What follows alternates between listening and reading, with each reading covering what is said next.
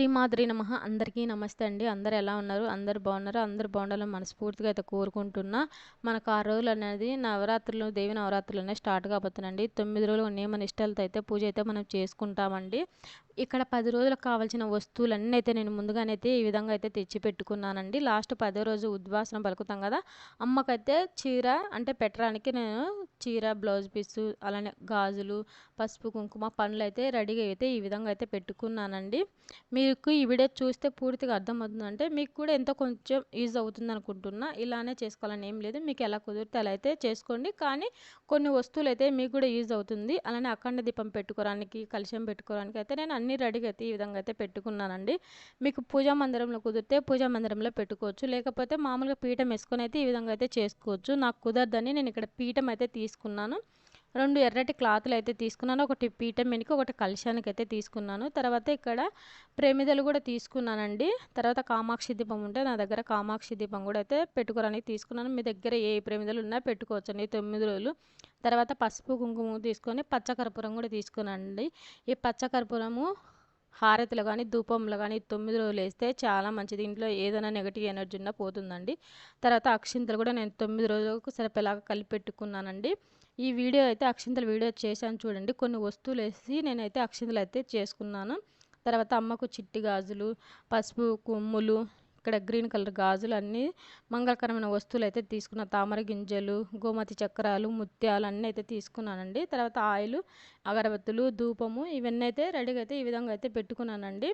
తర్వాత ఇక్కడ వస్త్రము, అలానే ఎర్ర ఒత్తులు కూడా తీసుకున్నానండి. ఎర్ర ఒత్తులతో కూడా ఈ 9 రోజులు దీపం వెలిగిస్తే చాలా మంచిదండి. చూడండి ఇక్కడ అన్ని అమ్మకు పనికొచ్చేటే తీసుకున్నాను. మంగళకరమైన వస్తువులు అన్ని అమ్మకు సంబంధించినవి.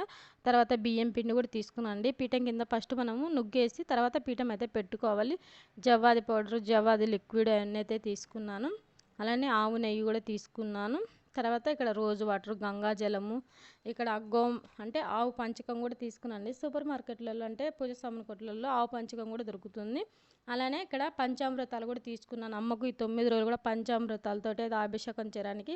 ఇక్కడ వడ్లు కూడా తీసుకున్నానంటే అఖండ దీపం కింద వడ్లు పోసి అఖండ దీపం పెట్టడానికి. అలానే ఇక్కడ కలశం పెట్టడానికి రాగి చెంబు ఇలా అయితే తీసుకున్నానండి.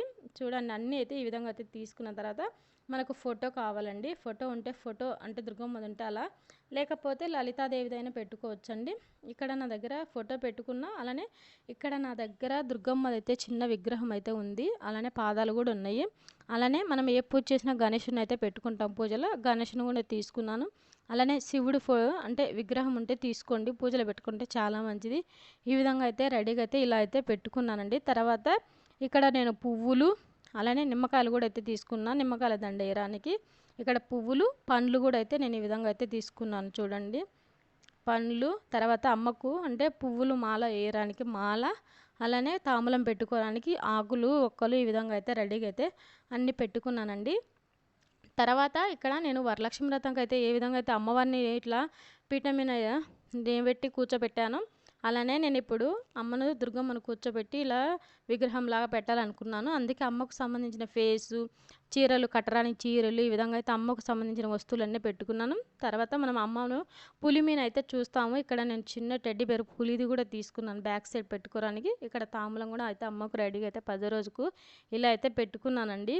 ఇవి అన్నీ అయితే అమ్మకు 10 రోజులకు సంబంధించిన అన్ని వస్తువులు అండి.